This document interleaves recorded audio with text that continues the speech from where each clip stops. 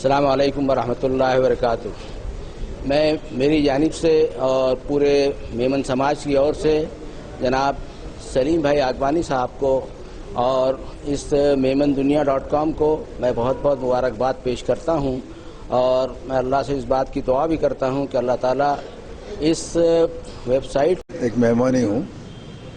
अब मैं मेहमान ही हूँ और इस जमात खाने का इसके अंदर बहुत टाइम तक के इसके अंदर हिस्सा लेते रहा हूँ। अभी इस वक्त फ़िलहाल एक किडवा एजुकेशन कल्चरल सोसाइटी का मैं सदर हूँ, जिसकी लिए इसमें करीबन 2 स्कूल कॉलेज चल रही है।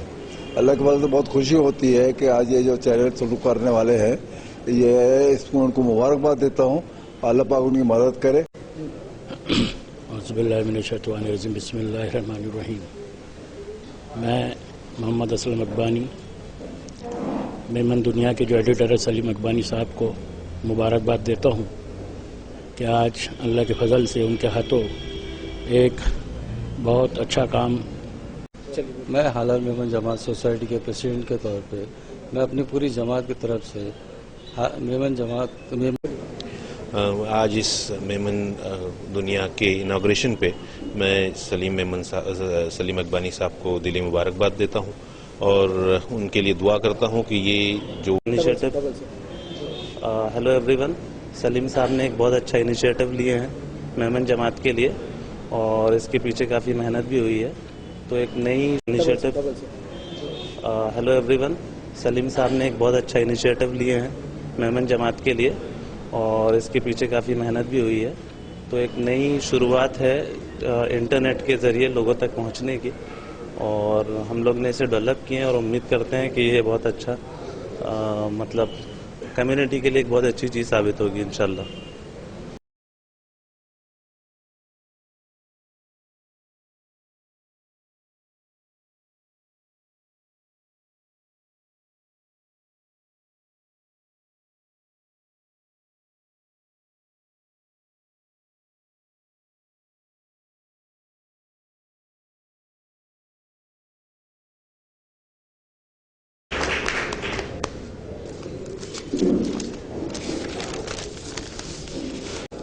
मैं सबसे पहले माजरत चाहता हूं कि मुझे आने में काफ़ी लेट हो गया। हमारे सदर में जो मेरे चाची सास है उनका भी असर के पहले इंतकाल होने की वजह से ब्लू शॉप जो सदर में आदम सेठ है, उनके यहाँ जो अली सेठ है, उनकी मेरे सास का चाची सास का इंतकाल होने की वजह से मैं लेट आया, इसलिए मैं माजरत चाहता हूँ।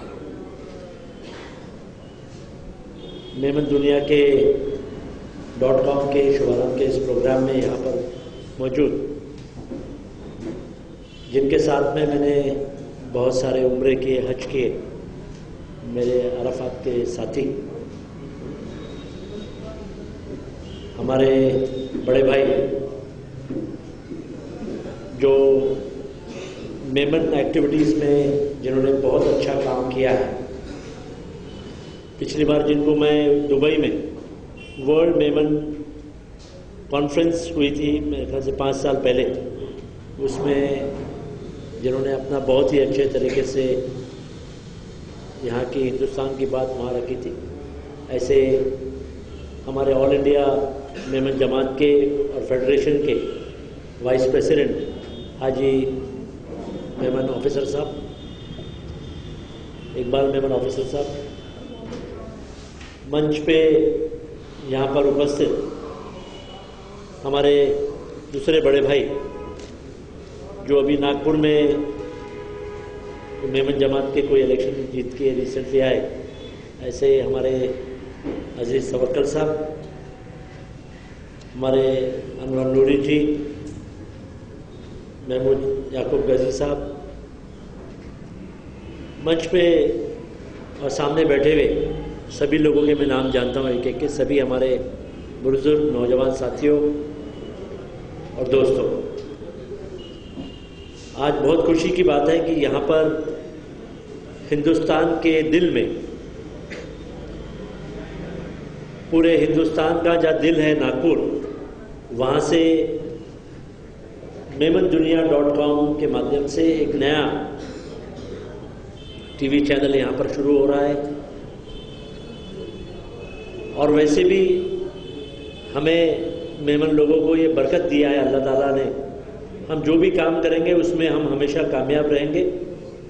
हमें कोई भी काम में हमें कोई हरा नहीं सकता, पीछे नहीं कर सकता। हम जहाँ पे भी नेक इरादे से, नेक नीयत से हम बिस्मिल्लाह करेंगे, वहाँ पर हमारी फतेह ही फतेह होगी। और इंशाअल्लाह आज यहाँ पर जो ये मेमन दुनिया का एक ये जो नया टीवी चैनल यहाँ पर शुरू हो रहा है, इंशाअल्लाह ये भी पूरे हिंदुस्तान में, इस सेंट्रल इंडिया में आज का जो उद्घाटन हो रहा है, ये प्रोग्राम में बहुत आगे जाएगा और बहुत कामयाबी मिलेगी। इस हिंदुस्तान की आप इतिहास भी देख लो। मुंबई का हज हाउस इकबाल भाई मेमन की शुरुआत है, जमीन ने मेमन ने दिया है। क्या नाम था उनका? उससे पहले जो साबू सिद्दीक बना हुआ है वो भी मेमन थे, साबू सिद्दीक। और जो नया हज हाउस बना है बंबई में, वो भी जो जमीन खरीदने का अमीन खंडवानी साहब, वो भी मेमन थे। और आप लोगों की दुआ से नागपुर का जो हज हाउस बना है वो भी मेमन के हाथ से ही बना है। चाहे ईदगाह हो, चाहे इकबाल भाई को तो मालूम है कि मैं पहला कच्ची मेमन महाराष्ट्र का मंत्री बना हूं, कैबिनेट मंत्री। हिंदुस्तान के देश की आज़ादी के बाद में मैं पहला कैबिनेट मंत्री मैं बना हूं और पहला माइनॉरिटी कच्ची मेमन मंत्री मैं बना। और अजीज भाई, कई लोगों को ये मालूम नहीं है कि जो हर साल जो हमारे 300, 350, 400 करोड़ रुपए जो महाराष्ट्र सरकार अपने बजट में मुसलमानों के लिए देती है, वो योजना एक मेमन ने बनाया है, वो प्रोग्राम एक मेमन ने बनाया है, जो मेमन मंत्री था मेरे हाथ से। हर साल हर खबरस्तान को, हर कस्बे में, छोटे कस्बे में 10 लाख रुपए और बड़े शहर में 20 लाख रुपए, एक एक जिले में 1.5 करोड़ रुपए और छोटे जिले में 1-1 करोड़ रुपए, ऐसे 30 से 35 करोड़ रुपए हर कस्बे में दिए जाते हैं। जो भी बच्चा माइनॉरिटी का, चाहे वो हायर एजुकेशन करने का काम कर रहा है, आला तालीम ले रहा है, इंजीनियरिंग की एजुकेशन कर रहा है, पॉलिटेक्निक की एजुकेशन ले रहा है, लॉ कर रहा है, फार्मेसी कर रहा है, पीएचडी कर रहा है, एमबीबीएस कर रहा हो, आर्किटेक्चर का कोर्स हो, चार्टर्ड अकाउंटेंट्स का कोर्स हो, फार्मेसी का कोर्स, जो भी प्रोफेशनल कोर्स है, उस बच्चे को जो भी स्कॉलरशिप मिलेगी, वो स्कॉलरशिप भी एक मेमन ने ही बनाया हुआ है और पूरे महाराष्ट्र में इसकी शुरुआत हुई है। और भी जो नए प्रोग्राम्स बनाए गए हैं, पिछले दिनों में मैं 1 साल 1.5 साल उत्तराखंड में रहा, 1.5 साल में हिमाचल में रहा, 1.5 साल में मैंने वहाँ पर भी हज हाउस, कलियार शरीफ आपने नाम सुना होगा, वहाँ पे बहुत बड़ी दरगाह है, कलियार शरीफ में हमने एक वहाँ पर भी हज हाउस बनाने का काम शुरू किया है। जो महाराष्ट्र में योजना लाई हमने 4 साल पहले, वही योजना हमने उत्तराखंड के अंदर में लाया और वहाँ पर भी हमने एक नया काम शुरू किया है। आज यहाँ पर ये बताना ज़रूरी है, कई लोगों को इस बात का इल्म नहीं होगा, मुझे भी नहीं था। जब मैं पहली बार वर्ल्ड मेमन दुबई के कार्यक्रम में गया, वहाँ पर मुझे साउथ अफ्रीका के कुछ मेमन लोग मिले, इकबाल भाई अगर आपको याद होगा तो। उनका नाम मेरे कार्ड घर पे रखा है, नाम चेहरा याद है, मुंह पे नाम नहीं आ रहा है। तो उनके जो रिश्तेदार हैं, उनकी गुजरात में कोई इंडस्ट्री है और उनकी साउथ अफ्रीका में भी इंडस्ट्री है। जब पहली बार महात्मा गांधी हिंदुस्तान से वकील की हैसियत से जब वो साउथ अफ्रीका में गए, जोहान्सबर्ग, तो एक मेमन के घर में रुके और वहां पे अंग्रेजों ने उन्हें धकेल के, लात मार के ट्रेन से जब बाहर निकाल दिया और उसी मेमन ने उसे अपने घर में रखा और वहां से गांधी महात्मा गांधी बने और वहां से उन्होंने देश की आज़ादी की लड़ाई वहां से शुरू की। तो चाहे महात्मा गांधी हो, चाहे हमारे अजीज भाई हो, मतलब ऊपर से लेके नीचे तक जो भी काम हुआ है वहां पर आप इतिहास देख लीजिए, क्योंकि आपको जो दुआएं मिली है उस दुआ से आप जो भी काम करेंगे, कैसा भी काम करेंगे, आप कुछ भी कर सकते हैं। लोगों का कहना है कि अनीस अहमद जो है वो बिजनेस भी करता है, उसके कॉलेजेस है। बोला मेरे खून में तो बिजनेस है ही, पॉलिटिक्स बाद में, पहला बिजनेस, मैं बिजनेसमैन हूं। चाहे मेरे जो भी कॉलेजेस हो, मेरे खून में अजीज भाई बिजनेस है, मैं बिजनेस कर रहा हूं और एक बिजनेसमैन हूं और बिजनेस करते रहूंगा। राजनीति मेरी साइड में है। ये बात अलग है कि मैं 25 साल की उम्र में एमएलए का इलेक्शन लड़ लिया, 30 साल की उम्र में राज्य मंत्री बन गया, 35 साल की उम्र में कैबिनेट मंत्री बन गया, 40 साल की उम्र में सोनिया गांधी का एआईसी सेक्रेटरी बन गया। अजीज भाई तो पहले इलेक्शन में मेरे सामने खड़े थे। फिर अजीज भाई के बड़े भाई गफ्फार भाई, उनको समझाकर, वो सिंबल मुझे याद है, उगता सूरज। तो फिर गफ्फार भाई ने बिठाया, अजीज भाई को समझाया कि 2 खड़े हो जाएंगे, तीसरा चुन के आ जाएगा। तो मैं गफ्फार भाई का बहुत एहसानमंद हूं कि उन्होंने मुझे मदद की है।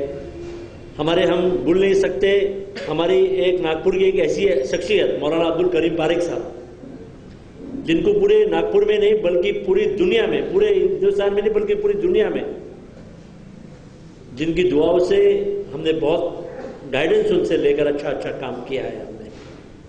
जिन्होंने जिस तरीके से उन्होंने जो डायरेक्शन दिए, चाहे हमारे आज के जो मंत्री है केंद्र के रहमान खान साहब हो गया, चाहे जाफर शरीफ साहब हो, चाहे सोनिया गांधी हो, चाहे कोई भी हो, उनकी हयाती में उनको बुलाकर उनसे राय मशवरा करके उनका गाइडेंस लेके अपनी पार्टी की योजना स्कीम बनाकर काम करने का काम हमारी सोनिया गांधी ने भी किया है, हमारे जाफर शरीफ साहब ने भी किया, रहमान खान साहब ने भी किया है, जिनको पद्म भूषण सबसे बड़ा, हिंदुस्तान का सबसे बड़ा अवार्ड दिया गया है। तो जो हमारे घर में रहता है, हम उसकी घर की मुर्गी दाल बराबर। इकबाल भाई,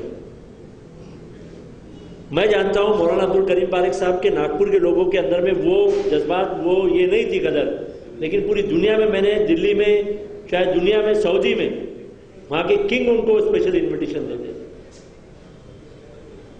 जैसे कि अनीस अहमद की कोई कदर नहीं है, अजीज भाई की कोई तरह, क्योंकि हम राजनीति लोग हैं, लोग हमको अलग एंगल से देखते हैं। इकबाल भाई घड़ी देख रहे हैं, बार बार उनकी ट्रेन है, इसलिए मैं बहुत लंबा बोल सकता हूं। अभी फ्री भी हूं थोड़े दिन अभी, लेकिन मैं तो 1 घंटा बोल सकता हूं, लेकिन मैं और कोई मौके पे बोलूंगा। आज मेमनदुनिया.com का उद्घाटन, मैंने सिर्फ 5 मिनट में, हारून भाई, मैं सिर्फ 5 ही मिनट बोलने का वादा किया था, इससे 5 ही मिनट बोलूंगा। मुझे भी आज बहुत सारे संदर्भों में जाना है, बाबा का जन्मदिन है, हर वार्ड में आज केक कट रहा है, प्रोग्राम में जाना है, हम लोग के पॉलिटिकल प्रोग्राम से, इसलिए मैं अपनी तरफ से आज के मेमनदुनिया.com का उद्घाटन हुआ ऐसा जाहिर करता हूँ। हमारे जिन लोगों ने ये भी कदम कोई मामूली नहीं है, कोई टीवी चैनल चालू नहीं करता, कोई हिम्मत नहीं करता। मुझे 10 साल 15 साल पहले मुझे ऑफर आया था कि आप नागपुर सिटी केबल जो है, इन केबल, वो पूरा ले लो नागपुर शहर का। तो मुझे मालूम है कि कोई पैसे ही नहीं देगा मुझे, क्योंकि हम लोग बिजनेसमैन है, पहले ही सोच लेंगे कि कौन दे रहा है कौन नहीं दे रहा है। ये सारी बातें जो है आज जो हमारे